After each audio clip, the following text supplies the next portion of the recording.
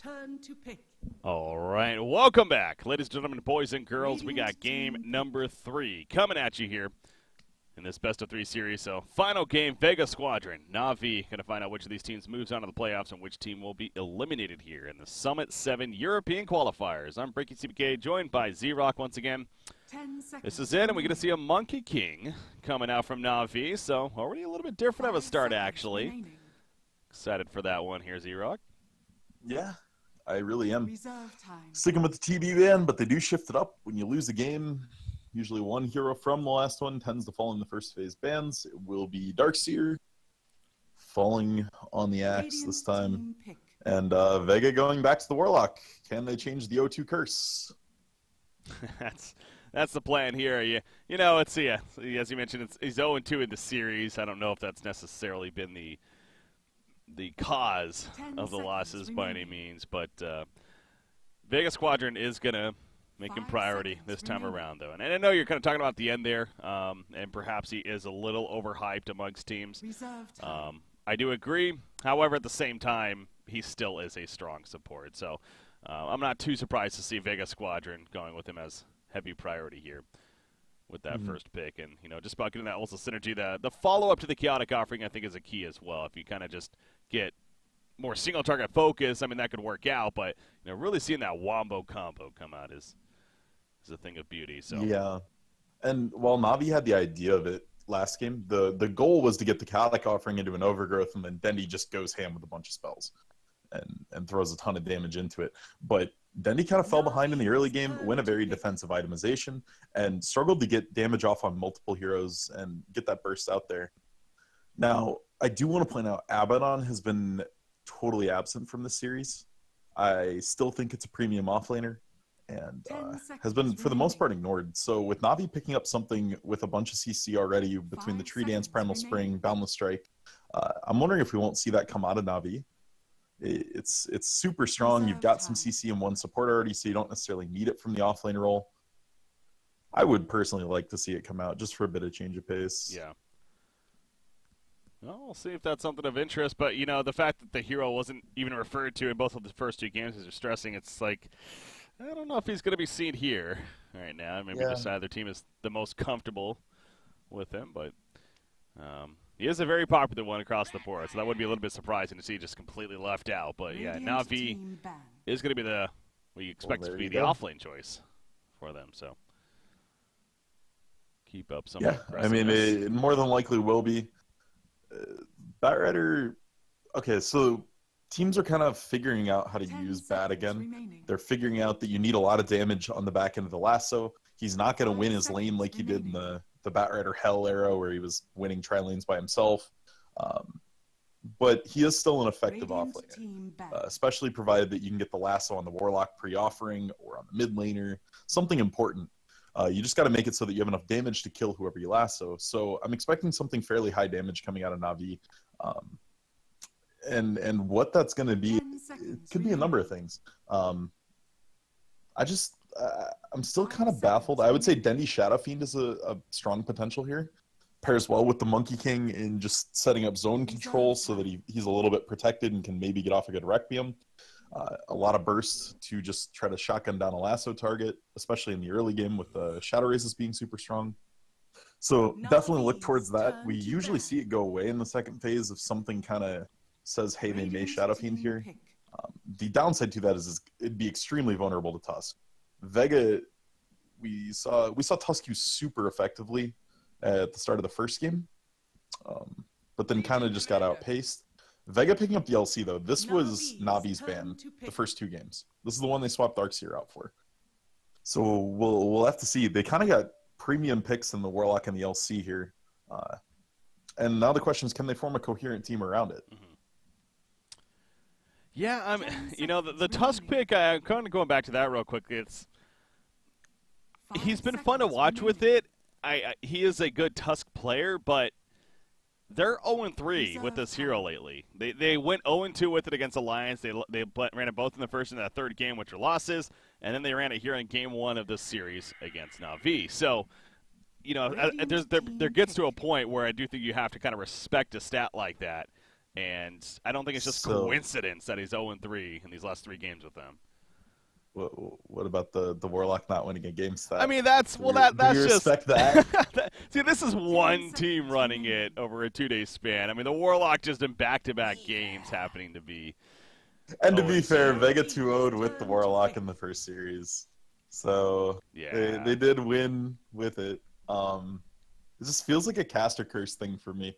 I think I've seen one Warlock win out of any game I've casted, and I've casted probably 40, 50 since Kiev. But the Phoenix pickup, that is a Phoenix pickup. Without a tree, without really any coverage for the egg to actually keep it safe. You've got Boundless Strike, sure.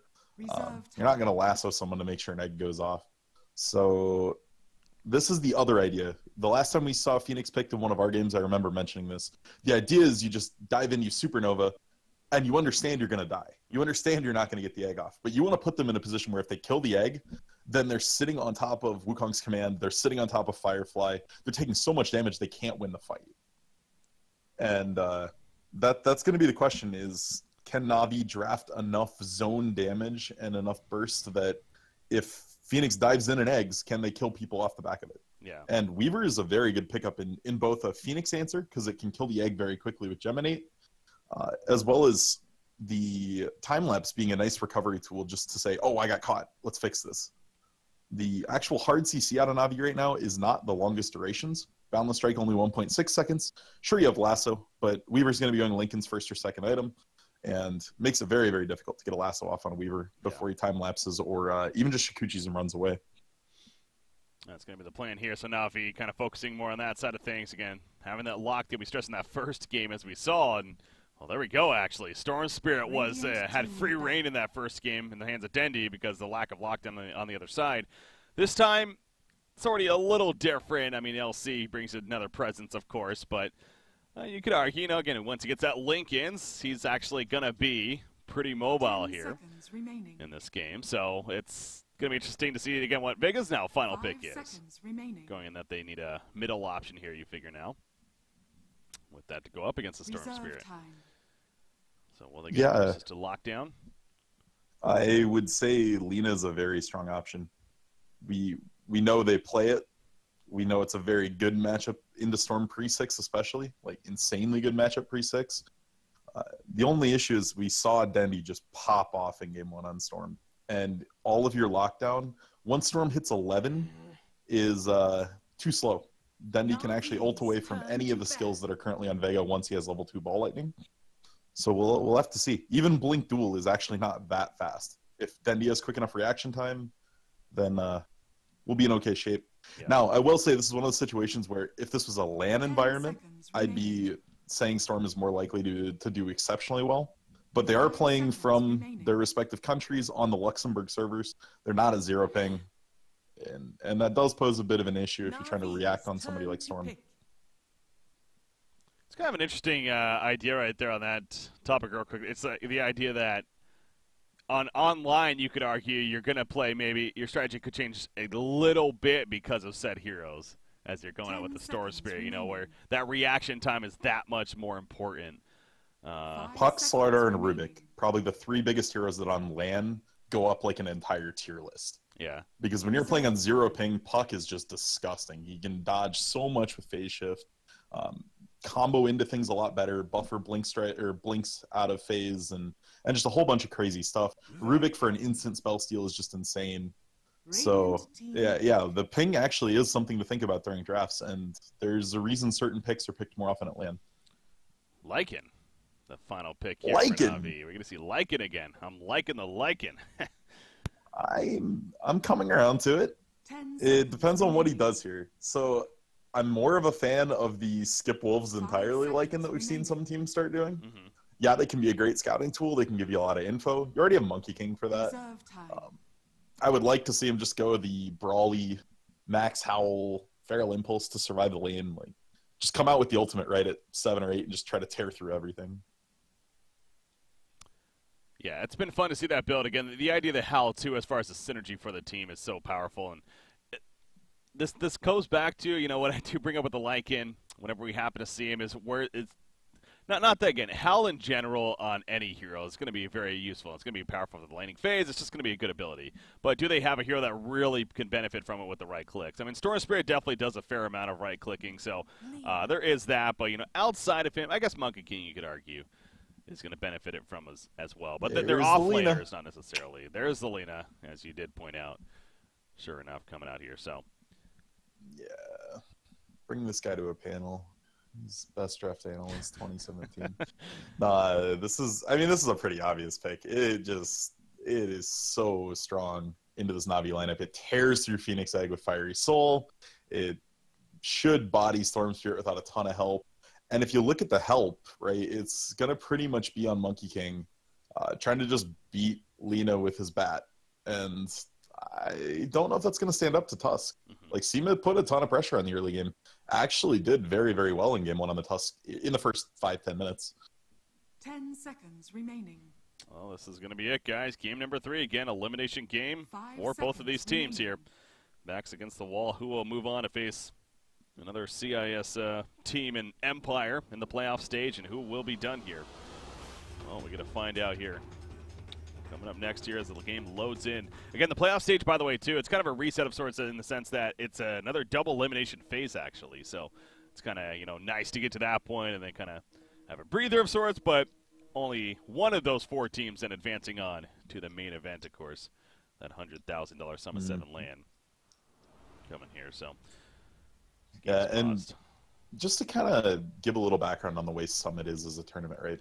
This tournament isn't the biggest prize pool, guys. It's not. But it pulls consistent T1 teams every single time they run it because teams love it. Yeah. It's a nice way to go chill. You get to go see people. It's a very fun, relaxed atmosphere.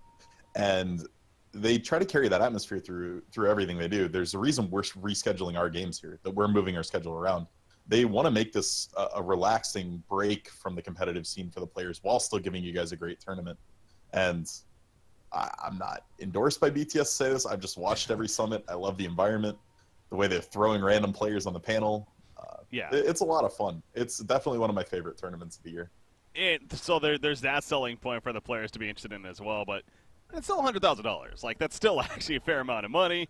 So there's that's just kind of the nice cherry on top. But I do agree with you. It kind of has that unique feel, similar to a Dream League. I feel Dream League's also kind of that more laid-back environment, more of a fun. But yeah, even more so at the Summit, it truly is just a casual.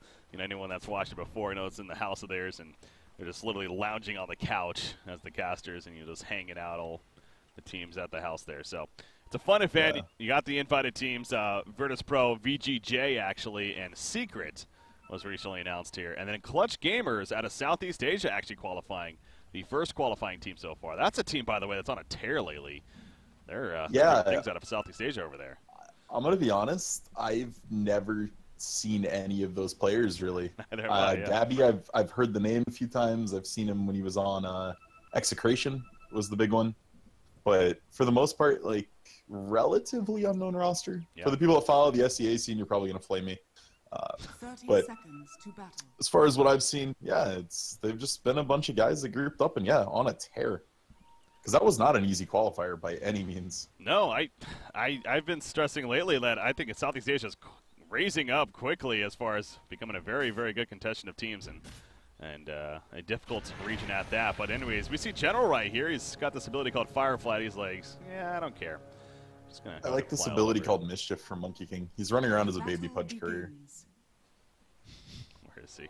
He is right here. He is a baby Pudge. What the? Holy bravery! It almost felt like troll-like of sorts. He's kind of just running in. Yeah. Well, there's actually a goal to it, right? If he can run over to that creep wave and pull G's attention, he can make G miss the block.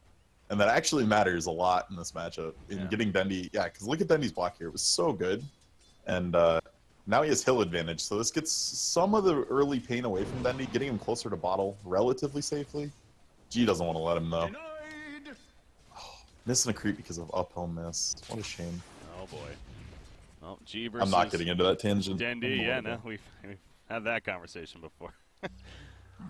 Oh, look at this top lane, Monkey King. More so. Pudge Courier, gotta be scared. He has Jingu Mastery stacked there now, so he's doing a lot of damage. Oh yeah, he chose to get that first. We see Monkey Kings have been interesting to kind of see the different style of builds. as he's more and more evolved here on the scene. I take what I please. And he does choose to get that passive first, as you pointed out. Allows for a great laning presence as far as harassment goes. Yeah, and that explains why you went a poor man's first on too, just so he can take those hits and try to make the trades. The big nerf to it, though, is that the lifesteal got nerfed so hard on it. So you can't really just get to 4 and assume you're going to be full health coming out the other end at level 1. And he's not in trouble here, but he's going to take a lot of pressure. Seneko, he's dropping a half-life. Meanwhile, Legion Commander switches targets, going after the Phoenix and also farming the jungle creeps in the meantime. Orb Venom on LC Now is doing a he's lot in of work. trouble. He is in a lot of trouble indeed. Seneko just has to keep on running, maybe get some kind of support, but again, they don't really have crowd control up at this top lane. Between Phoenix, Monkey, and Lycan, it's just all, you know, we can hit hard, but not really CC you at all. They have to fall back. Monkey King does, and LC just feels confident as far as even jungling over here, and he gets the bounty rune. I mean, this 2 versus 3 is actually favoring Vega Squadron quite a bit, it seems like. Yeah, I mean, good start to the laning phase. This dual lane Warlock LC is just so oppressive. It does a lot. So, definitely curious to see how it scales, though. That tends to always be the issue. We have Lycan holding his ground, but LC, again, not afraid to run at him. Moment of courage, Prox. Coming out there as well, and knows that Phoenix can't do too much. He's usually hoping, going back to that idea. Tusk, by the way, he had to pour it out. He was pretty deep right there. Got found by a couple of heroes, the supporting cast, and Bat Rider, but he poured it out in time, so we remain without a first blood here as a result, but okay, never mind. Now we have a first blood top lane as Phoenix goes down. Is that Fatal Bond? The 0 armor Phoenix. I mean, it's just 0 armor and Uv and boots on Legion. Bonds ended up closing it, yeah. I believe, but after the dive. But yeah, he just takes so much damage. Ooh, middle lane, meanwhile, Tusk goes down. That's Dendy right there. That is insanely big, because now Dendy is actually in an okay spot. He's actually ahead of this Lina in CS just because of the waves sitting on his high ground like this the whole time. But this was going to get really rough here for him in a level or two. Now he's pretty comfortable. Middle lane. Needs this bottle, though. Monkey King setting up. Primal Spring in. There's a Boundless Strike. Can he stay close enough? He absolutely can. In fact, Dendy gets credit for the kill right there, staying just in range and secures it. Obviously, the Ice Shard's not enough to save nor set up the turn kill. As Monkey King gets up to the trees and is going to sit around for the 4-minute bounty rune. No. Warlock will see him and snowball in on Dendy. going for it, but Zima, does he have enough Got himself? shards. Maybe a Phoenix Slave, yep, or Dragon Slave even going to come through and will be enough, actually. Yeah, good job holding the shards there, though. He wanted to just get the Uv slow a little bit and wait until Lina got closer, making sure that the LSA was going to connect. Nicely done. I will say Dendy is still one of the few pros to bottle crow. Like, no one does this anymore. Why do you think that is? Well, no one does it because it takes a courier for like a whole minute. The courier, when there's an empty bottle on it, gets slowed to almost no move speed. So it just takes forever. Team needs items. But for him, it's just, I mean, A, it's habit, I think. And B, the team does kind of revolve around him to a certain extent. Yeah. And so they're fine giving up the courier use for him to try to give him a little better laning phase. Well, LC continues to be pretty aggressive down here at the bottom lane. Obviously, you know, had the assistance of that kill at least up here in 24-3 now CS. But Lycan continues to farm very well as well. 28, I mean 9-7 now is going that more of what we've seen build lately, the Howl and the Feral Impulse, passing up the Wolves as mentioned. Going to pressure him as well at the top lane, but meanwhile down here, Silent is picked off on the Warlock as Monkey King and Storm Spirit come together. Storm Spirit level 6. Snowball's going to miss right there. Will he down the tree, but he got off of it just in time, so he won't take the stun, but he is still going to be comboed down, and Lina getting credit for the kill there. So I was wondering how that interaction was going to work. If you snowballed a Monkey King while he was going up to a tree. So Snowball stops in front of the target. It doesn't go through the target, so it doesn't actually knock him off the tree. It'll just break right in front of it, which is kind of unfortunate. I was wondering if that was going to work. But good to know going forward. Okay, well, LC taking some good pressure again by the press the attack, keeping him up. And he's even going to Shadow Word heal just in case. But double damage bottom lane. See, it's being pinged out. Lina heading over. She does have her bottle. And she's gonna not quite get it here. General's too fast. Yeah, Batrider gets there in time. In fact, Seema's going to get caught out now as well. Flame break pushback even. The snowball into them, though, and Weaver is coming over with that Swarm applied, so they do get the kill on a Tusk, but now General has to Firefly over the ledge. Yeah, the TP out there from Seneko is entirely just respecting the Laguna, realizing Lena's 6, that the burst damage is there. Good choice just to get out. If Lena was safe 5 there, I think NaVi just sits and fights that out. So chose to be safe with it. Biver, meanwhile, on that Phoenix. Got a little scared there as he saw LC and Warlock running at him, but he's hugging the tower, so they're not going to commit that far. No duel just yet on LC. We're able to lock him down here. So Weaver top of the last hit chart, that is fairly expected. I would just want to say Lycan's keeping up incredibly well for the pressure that LC put on early.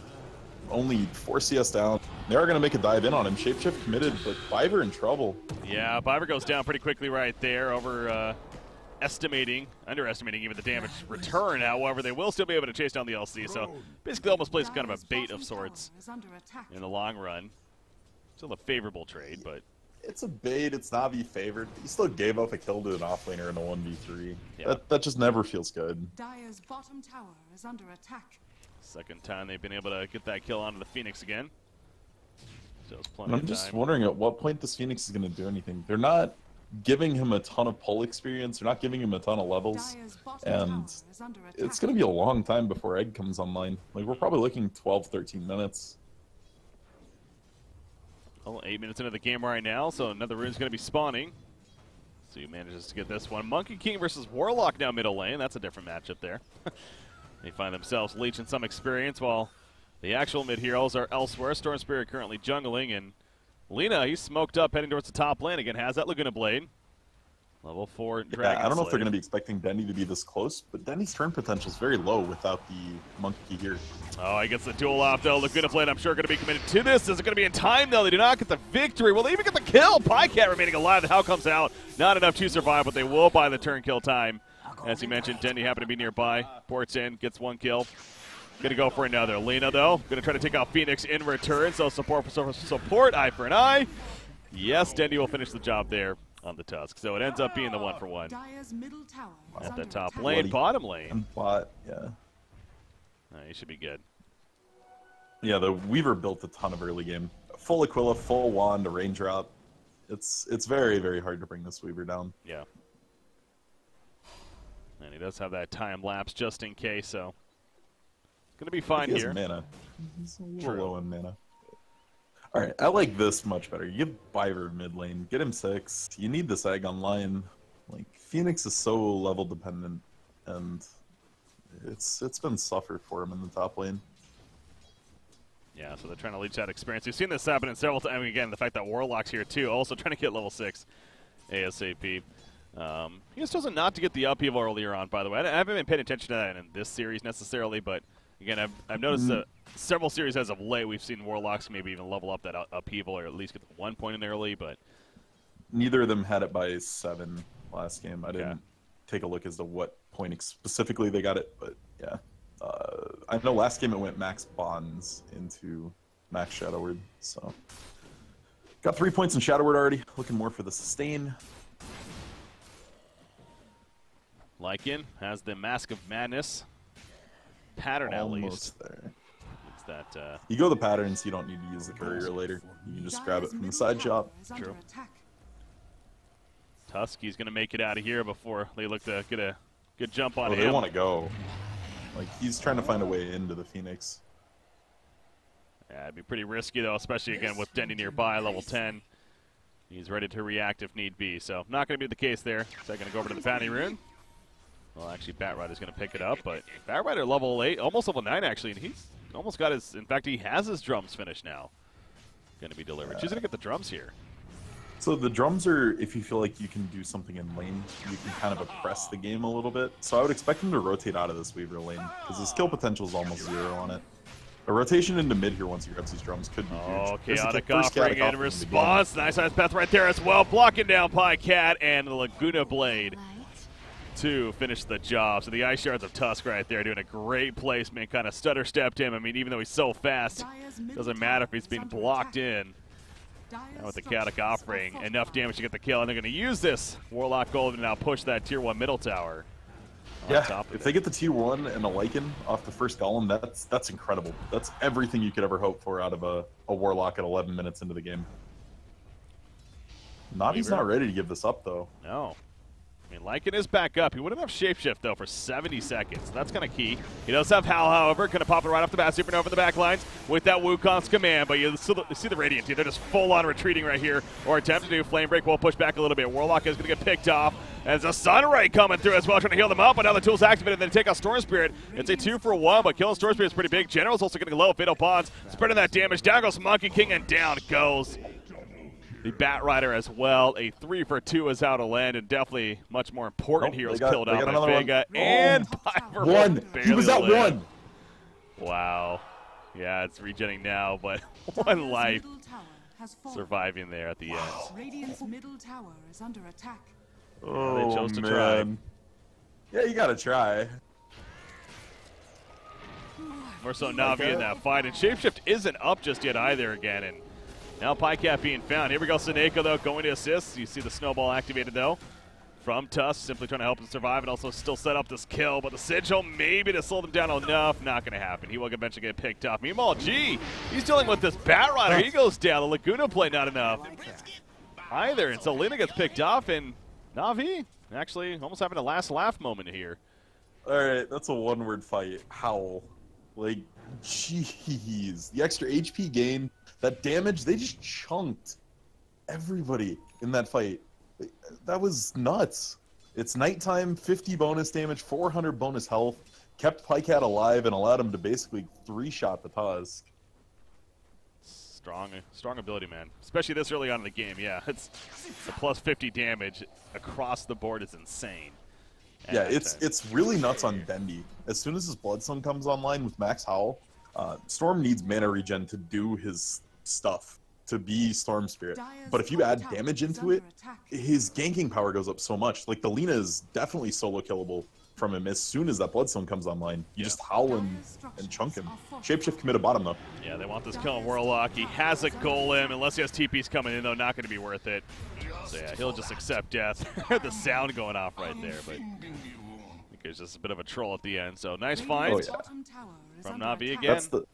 That's the Mask of Madness reveal on Lycan. Just picked that up. So, this is the point where he's feeling good. He wants to run at you, play super aggressive, going armlet next, too. Storm Spirit, meanwhile, he's blocked in. Could find here onto him, but he's going to be able to Ball Lightning away. And he also assists for the kill at the last second onto Lino there as he's flying on through with that Vortex. So, well played by Dendy. Yeah, they thought Lina was going to be able to be there. Seneko was sitting in the trees, and the Boundless Strike just made it so the Laguna couldn't come in time. And without that damage, yeah, nice swing for Navi. Meanwhile, Storm gets a deny on the tower, and Bat Rider still nearby, but he's going to start running away now. Again, has those drums. Has used a couple of charges so far, but the Blink Dagger is coming next. 1,400 gold saved up right here. So, meanwhile, at the bottom lane, though, Pycat, he's been pushing it in. He does have the Howl ready to go. Again, it is still nighttime. Who they're TP in.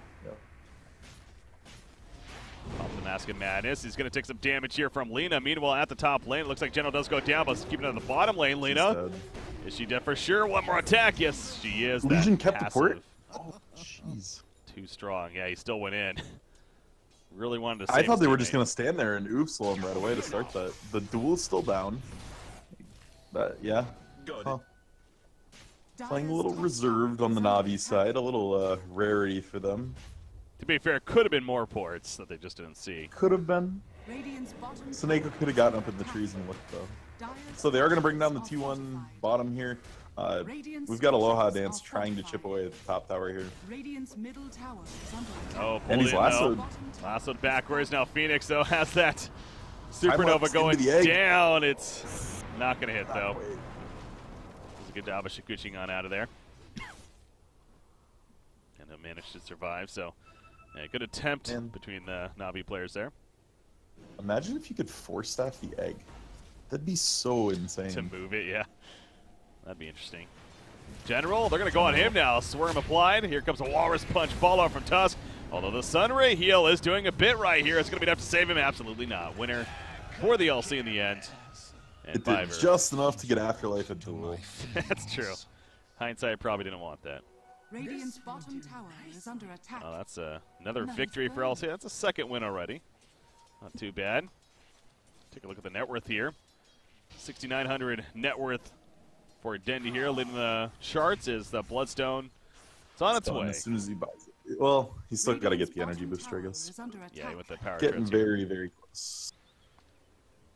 Bottom lane, Monkey King. He is going to be going to the Basher as soon as possible. And again, it's such a strong item on this hero.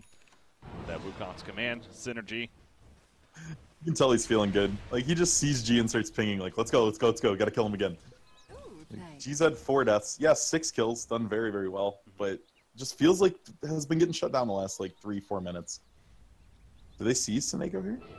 Well, he's going to open with the Wukong's command. You see the FPS drop as a result. Lena nearly dies off the bat, but she gets to press the attack, and then the duel comes out. Laguna Blade in the face of Monkey King, so immediate revenge. It is going to be enough for the kill from LC. That's the 3rd victory now for him. And a Bat Rider in the background. Lasso already used on cooldown. Weaver's chasing. Might need to be looking to use that time lapse, though, if he goes too far here. Dendi in. Dendi is going in. What else is new? He wants to kill this Warlock. Chaotic offering not back up. Wouldn't have mana for it anyways. And he is going to be run down. No, press the attack comes out. And now Dendi may be overstepping his boundaries. He gets the kill, but it comes at a cost of the 1-for-1 right there. That's where you just question marks into this team. Do you guys not want to come assist there? But yeah, no, that was a ton of sustain between Shadow Word and press the attack. Just so hard to bring somebody down on your own. It wasn't nighttime, so Howl wasn't super buffed. Just not quite enough damage. Armlet finished on Lycan, though, so now he's got that battle build ready. He's definitely ready to pick some fights here. They've definitely got a slight edge now until this LC Blade Mail. LC's had a very solid start. Has Blink already, Blade Mail and another 700 gold. There's another duel coming out. Shouldn't get a win. Don't think he's going to win, though, but yeah, we'll get the kill. So, that's where Phoenix really shines. Those Fiery Spirits just really shut down tools. Oh, yeah, didn't even think about it that way. It's I guess you could say, I don't want to say it's a counter pick by any means, but it's a soft counter. It's a nice tool to have. Yeah, it's a direct impact to a skill, but it's not a reason to pick it necessarily. Yeah. Lena, oh boy, this was 4 hits. I want to say, like so much damage from Lycan. He's gonna howl right here, chasing with the wolves. Good job sending out the wolves. A chaotic offering. They want this turn kill on a Pycat. He just comes out of Shapeshift. The timing is real. However, the Sun Ray from a distance will keep him alive. Yeah, the Ice Shard's on the wrong side, and he will be fine. But yeah, chaotic offering committed for that. I mean, it did save Lena, you could argue. Yeah, do not and turn. It's not quite enough. It was so close just dropping G there again. I figured Seneko would be there again. He just loves to hunt G. Yeah. So the race to Bloodstone is won by the Storm Spirit by about 1,000 gold. So he will have that online. Look to this next team fight here for NaVi because it's going to be critical. If Dendi can get a couple kills and not die in a super good position, but if he gets locked down by this brand new Blade Mail on LC and gets Laguna, it could be crippling for NaVi. Yeah. Lena's moving around with not much life here, and there's no shrine use. It's gone cooldown for much longer. She gets her Bloodstone, so... But, oh, actually, meanwhile, off to the side, Dendi is going to find Afterlife, and there we go. There's +1 charge already coming, and now they're going to go for Roshan. As I said, Lena, she's not really set to fight either, so she's in the area, but I don't know if they want to Chaotic Offering's down, LC's dead. You don't fight this. This is a Lost Ages. Oh, man. Yeah, you don't fight this, you think, well, Vega Squadron has a different idea. They want to fight this, at least stall this as long as possible is the plan. Is the Weaver that scary to them? Apparently. Monkey just running in. This is what I was worried about, though, for Lena. She decides to stick around the area, and that's an easy kill. With even full life, though, at that point, she's probably dead. Yeah, Dendi gets in range, too, for another Bloodstone charge. I mean, Vega is holding this Roche pretty well. Will it pay off in the end? Supernova committed right here. They're pulling on a Warlock, so he's going to end up falling. Supernova won't hit anyone, but again, it zones them out. It does its job in a sense. And you see Afterlife trying to catch General right there, but well, they're going to get the duel off this if Navi's not ready to go right back in. This has to be now. Wow, G just went down again in the backlines as he poured it in. Seneko picks him off on the Monkey King. There we go. Roshan is killed, and the Aegis is picked up actually by the Weaver right there on the Radiant side, but his teammates are dying around him. The Aegis is probably going to be used off the bat. No, he has a time lapse even, but he is limping away barely. Sakuchi on through, and he will get on out of there. I mean, that was such a huge commitment, but they do steal the Aegis and the kill. They do. Yep, so 1,000 gold there, and they get the Aegis. And, I mean, all in all, you're pretty happy with that if you're Vega. You were going to give that up for free. The big downside is losing G right after the Bloodstone. Like, look at G's Bloodstone charges. I don't know if they're so happy, man. Like, that, getting the Aegis is nice, but there was so many deaths. 2 deaths on Lina. Everyone else died around them. You mentioned the Bloodstone down to 5 charges. You can almost say, though, that Lina's deaths were unrelated to it. She was going to be farming out that Bloodstone in the jungle, and she was already there. She was finishing that either way. And with how aggressive Seneka was, they went on her before she even looked at the Roche pit. I mean, she was still up on her secret shop. The second one, yeah, was positioned because of the Roche. But that could have gone so much worse. At least Weaver got the Roche kill and got the Aegis. Like, Dendi went in to steal. He was close. Yeah. He was in the pit when Roche died. If they had gotten the kill on Weaver there and took the Aegis, Navi's up 6,000 gold right now. Yeah, like, so I guess that's a way to look at it, is that it could have been much worse for Vega even, but yeah, the idea. All right, I saw one of the casters talking about this in a game I was watching yesterday. There's some stat that when an offlaner is super ahead of another offlaner, the team with the winning offlaner tends to lose. Kind of interesting. Well, we're going to find one of the offlaners go. The offlaner's actually going at it, sure enough. The duel's activated on to Batrider, but in the back lines, I see the Laguna Blade was used on a Monkey King, but not nearly enough for the kill. The Supernova goes off, and actually LC's the one to fall right there. I don't think he gave up a victory, but he goes down. Down goes Lena as well as Warlock, and I see Weaver in the midst of this Wukong's command. He just gets locked down. You mentioned that Basher picked up by Monkey King, clearly doing work. Weaver comes back up after the agency, still has a time lapse as well, as Batrider and Phoenix are dead on the other side, but Monkey King, he's hopping around the trees right here. Ice Shards are going to miss, unfortunately, and now Tusk, that's going to lead to his death. Maybe set up a kill on a Monkey King, though. Not going to happen, and now, Aloha. He has to get the hell on out of here. Sakuchi on forward. He'll be fine at least, but another case of like, well, at least the Weaver survives, but... Yeah, no, that one was just bad. Whoa! Monkey King went right in. Well... I don't think he expected him to be there, I guess. They still want this go, but if it leads to a kill, though... Oh, this is definitely worth it. Yeah, the time-lapse immediately. He gets the dust off, at least. He should be fine. We said that before. He almost died. But yeah, now he's actually good. Yeah. Oof, that was scary. Middle lane, I hear the lasso going off. There's the press the attack going in response, and here comes the duel now as well. So Batrider this time, he's the one that's going to go down. So well played right there. Lycan is caught. However, he is too deep, I want to say. Tusk, he has a different plan, though. He still goes in. Walrus Punch comes out. But again, Pycast should still survive. Nice Icarus dive away from Fiverr, meanwhile. Although Dendi, again, this has just been his play style. He's still looking to go back in. And for good reason, he's still 21 charges on that Bloodstone, so why not? He wants more, damn it. This is looking a lot like the first game, man. Dire's middle tower. With the Storm Spirit, it really is. I mean, exactly. It's looking like the first game because Dendi has impact. Game 2, he really just didn't have that same pop. And this game, he's going off. I mean, that's a 21 charge Bloodstone at 24 minutes. He's huge. Meanwhile, Lina, she's down to 4. She had to sacrifice herself even. And she's trying to build that Shadow Blade. Again, I guess the China region has definitely been doing this as of late on Lina's, and G's going to follow that here, but goes back to the Bloodstone. It's a nice stat still, and the potential to add back up, and man, being down to 4 charges at 25 minutes in, that's going to be so brutal. Yeah, this is more of the old use for Bloodstone. You're just using it for mana regen to farm at this point. Like, okay, I've got some sustain.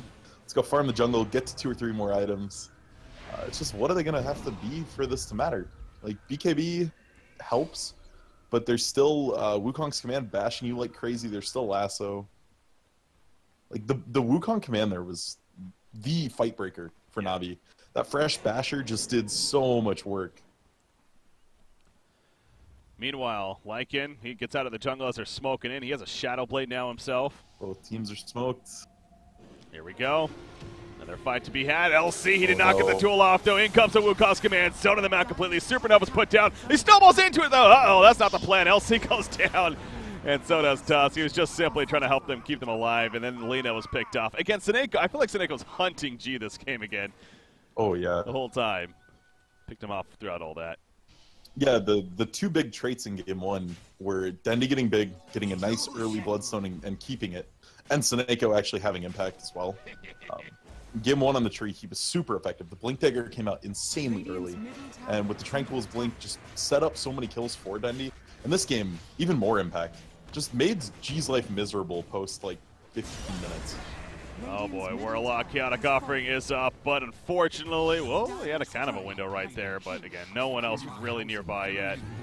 Still resurrection's happening, so not worth committing. And also the Dire Courier just gets picked off, so a couple of wards on there. Not the biggest deal, I guess, but I don't know if you saw the video on Reddit yesterday. Dendi was streaming and like went away to go get something in general, sat down at his computer and traded himself one of Dendi's Arcanas. So maybe Dendi's just rage feeding couriers because of it. You saw one at the end of last game too. Traded him one of his Arcanas. Wow. Yeah. He gifted it with a dedication that said like father in Russian or something. Hilarious. Well, Storm Spirit now 23 Bloodstone charges. Orchid picked up. Shiva's coming up next. Another dominant game for him once again. I mean, this Weaver still does continue to farm very well. We haven't really talked too much about his build. I mean, the Lincolns, the Dragonlance, it's kind of the go-to. The no boots even. The problem with running carry Weaver is if he's not way ahead, top net worth by a long shot, you start to wonder what it can do. Like a Weaver's goal would be in this game to go pick off the tree or the Batrider, like the squishier heroes. And he's quickly losing the ability to do that. Doesn't have a Deso completed, is going to be picking up a Maelstrom instead, which is a good damage item, but just doesn't have the impact he needs. He's not going to be able to sit there and man-fight the Lycan, ever. Well, meanwhile, top lane LC, he loses that exchange right there. Couldn't even get his duel off or get away at that point. Just zip-zapping around. Again, from Storm Spirit and then Batrider assistance with the lasso. More than enough to take him out, so that Orchid also coming into play. As you see, they're still pushing this top lane. In fact, Lena has to be careful. 2 Bloodstone charges, man. It's going to make it 1 here. Has support coming in, though, so yeah, they're going to port back and try to actually catch the Weaver. But, oh, maybe they still will, though. Denny's still chasing. There we go. Time lapse backwards. Going to go the other direction. He's going to be caught, though. Balance strike, initial stun. They get the Lincoln's taken off. He is silenced up, and he will go down. 70 seconds he's dead for. He does have a buyback, but that's a long duration here. Yeah. Without the Weaver, you don't want to buy him back. The second you buy him back, you're committing him to not do damage for the majority of this game. And then you're on the back of G, who is going the AC build. I like this a lot. It protects him a little against Lycan while still upping his damage output. But it's just going to take this perfect string of things to make this okay. It's going to take like a 5-man rock into bonds into like a 4 or 5-man overwhelming odds. Yeah. It's looking very rough. And as Dendi finishes up the Shivas, it's going to get even harder. Radiant's bottom tower. Tower falls. Maybe if their courier wasn't dead. That's true.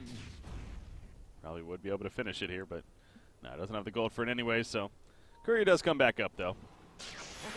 And they're just going to take more resources away from the other side. LC, excuse me, actually, Lycan actually almost has that Silver Edge now in full. Yeah, he does. That's going to be really nice, especially against the LC. And just, if he gets dueled while he's Silver Edged, you disable the Moment of Courage. Takes a lot of the pressure off. God, this monkey king. I'm curious to see if Dendi can break the modern record for Bloodstone charges, I think, is 31. And he's closing in on that rapidly. I think that was Ana with OG at Kiev. I feel like it has to be more than 31. Well, it didn't used to start with 12. Yeah. And, yeah, but we're talking about a lot of competitive games. I guess it depends on what tier of competitive games you're referring to. Like, True. I mean, I'm sure there's been some, like, Tier 3 games where someone's hit, like, 80 charges, but One death just cuts him out so much. Takes a near perfect game. Now, look at this, though. They're trying to sneak in Aegis. Dendi goes in. Now he gets hit by the Chaotic Offering immediately. However, Tusk is found. Lassoed on up. The Wukong's command put down. Tusk will be the first victim of this fight. Roshan goes down. The Aegis is picked up by Dendi. He gets a kill in Afterlife as well. And now Lita just trying to keep her distance here as she gets one kill, but she is trying to run. That's not going to work against a Lycan in that shapeshift, however. Guess what? We've seen this before. Weaver the only one alive. Now he does get the Aegis use onto Dendi right there, but he's coming back up very quickly.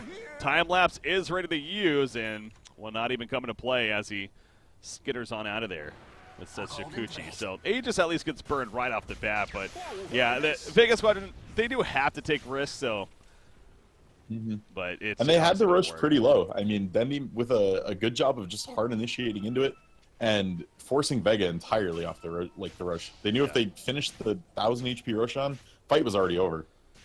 So well executed there. Even though NaVi has a big enough lead, they could run their faces into Vega. Top lane. Still good to see the aggression. What was on that courier? That was a plate mail for Silent, actually. The plate mail for Warlock. That just got destroyed for the time being. Yeah, he's trying to go Lotus. I mean, that wasn't a bad rock bonds either. That wasn't a terrible initiation from Vega. It's just they're totally lacking the damage. There's 2 Bloodstone charges on Lina. And pretty much just Shadow Blade Bloodstone at this point. That's not enough. Ooh, Aloha in trouble. He's dead trouble. Lincoln's ain't going to save him here. He tried to TP out. He's dead for 75+ seconds. And he does not have a buyback this time. So Monkey King ends up finding him. And the rest follow suit. Go up there, get the kill. And this could be a death ball push now from NaVi. As they're going to make their way to the middle lane, and looks like that's what they're going to choose to push out here. Yeah, whether they know he doesn't have a buyback 100% or not, they're at least going to try to force it, but as we see, he's dead for 45 more seconds here. So they got quite the window. This should at least be the middle racks. I can't see them defending. No Chaotic Offering for 30 seconds. Yeah, you almost just give this up if you're Vega. You have to be very careful. If you give it up, though, what's your win condition? What do you try to go for? When do you hold? Well, they're not even going to get the choice. NaVi says, we're going to take the fight to you deep in the base, but it might not matter in the end. Warlock and Tusk go down. LC just simply on the run. He has a duel even. Can't even get it off. Lina's dead. She buys back immediately. But yeah, I mean, they did not have a choice. He just basically made the decision for them. Jumps pretty deep. I'm liking what I'm seeing out of. Wow, Dendi finally down. The Bloodstone cut down. Only 21 charges now. He's gonna go for the YOLO jump here, isn't he? Come on, Dendi. Give me like the half map jump in. He's walking back. They get the racks.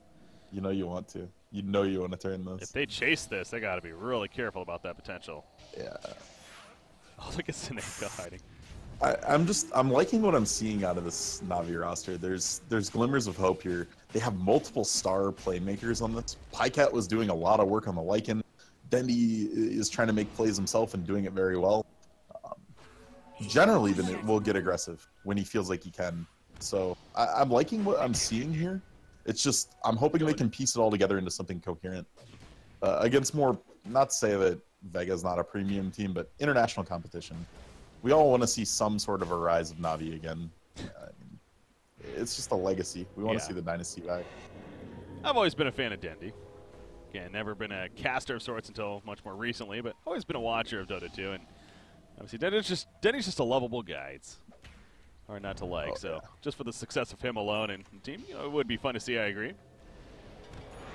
But, it's obviously been a tough challenge here against Vega Squadron overall. But, yeah, they're in a very good spot to move on to the playoffs here, securing this Game 3 and going to do even more at the top lane. Tusk, he gets found. So, yeah, they're really just being desperate here as Vega. And they're going to go as 4, actually, smoked up. Running up here towards them. I still remember, it was probably 2 years ago at TI, they did these autograph card things where you got an in-game autograph if a player handed you one of the cards and could tie it to an item. And, Dendi was goofing off, handing them out when he could, and Ice did not ever go do it, and just, refused to. Oh, we got an initiation here. Top lane up here. Lycan going to be locked down by the duel, but duel is won by Lycan. Got to say, pretty damn easily. Yeah, this is 100% over. Just throwing the towel, man. You're not winning this anyway, the very last day of TI, Dendi's, quit being a pain in the ass, and like grabbed his whole stack of cards, Ice's whole stack, and drug him outside. And they gave him out for like 3 hours, just goofing off, talking to whoever wanted to come up to him. I mean, really, just a super nice guy too. Yeah, and it's always fun to see those kind of people. There we go. GG, well played. It will be official, and NaVi, as the team, going to be moving on, deservingly so. Again, it was a grind of a series. Definitely not a free victory by any means. Vega Squadron, hell of a fight, but the road's going to end here for them for the Summit 7 qualifiers at least. So congratulations to NaVi, however. Definitely deserving. So we got a CIS semi coming up here. Empire NaVi is going to be the game tomorrow. Yeah, that's actually pretty fun. Back CIS games. That's a fun setup right there. Again, we got one more team we need to figure out, and as mentioned earlier, that will be the early match tomorrow that got rescheduled. So gonna have to wait for that one. What time will that be, Reiki? Will that be the same time as this one? See, I don't know. I don't even know if they know 100% just yet. I want to say it's going to be an early game because obviously if it's set up to be the first of 3 series, I want to say possibly 7 a.m. Eastern. What would be 1300 Central European time. But I mean, don't quote me on that. I don't even know if it's even 100% just yet. So. Okay, no, I'm looking back now. Okay, I was informed that actually. Okay, so yeah, it should be at that 1300 Central European time. Mouse Sports versus Pro Dota looks like is set to happen there, and then that should be followed by the playoffs, which again Empire versus NaVi, and then the winner of that versus Alliance, the Mouse Sports Pro Dota that is. However, I don't know if those have 100% been scheduled yet either. So again, they are having to kind of adapt with all these other events going on. So I can't guarantee any schedule right here, but. Right now, that's either way. We do know we'll be back tomorrow. We will have some Dota. Yeah. Make sure to come check it out. At the very least, that one series earlier on. So there you go. But that does mean for today, we are going to be wrapping things up. Z-Rock again, only the 1 series here, but still some good Dota we got to see here. Best of 3 going the distance, always fun. With all that said, though, any shout-outs, any final words from yourself, man? Oh, I just want to give a shout-out to the aspiring Croatian caster we've got in chat. I noticed him talking a little bit, and I was PMing in between games. And yeah, man, keep the scene going. I mean, there's always room for more growth. Lacoste did it. And, we've seen him now. Does this guy have a name? Yeah, it's Dota Vecchi in chat. All right. There you go. Shout out to him. Well, as far as myself, going to be wrapping up. Again, guys, looking forward already to tomorrow, though. And should be a fun matchup that we have there. Mouse Sports versus Pro Dota. Pro Dota's looking really good lately. Mouse Sports, a little shaky, not going to lie. I would actually favor Pro Dota in that one with how later results have been. But Mouse Sports definitely has shown and, of course, has plenty of potential to also advance on. So it's going to be a fun finish there. And then after that, of course, we will have our 4 teams in the playoffs. So definitely look forward to tuning in to that. Again, 7 a.m. Eastern, 1300 Central European time. We got some early Dota 2 here for the Summit 7 European qualifiers. But we are going to be officially wrapping up, guys, for today. So thanks for tuning in as always. Have a good night, and we will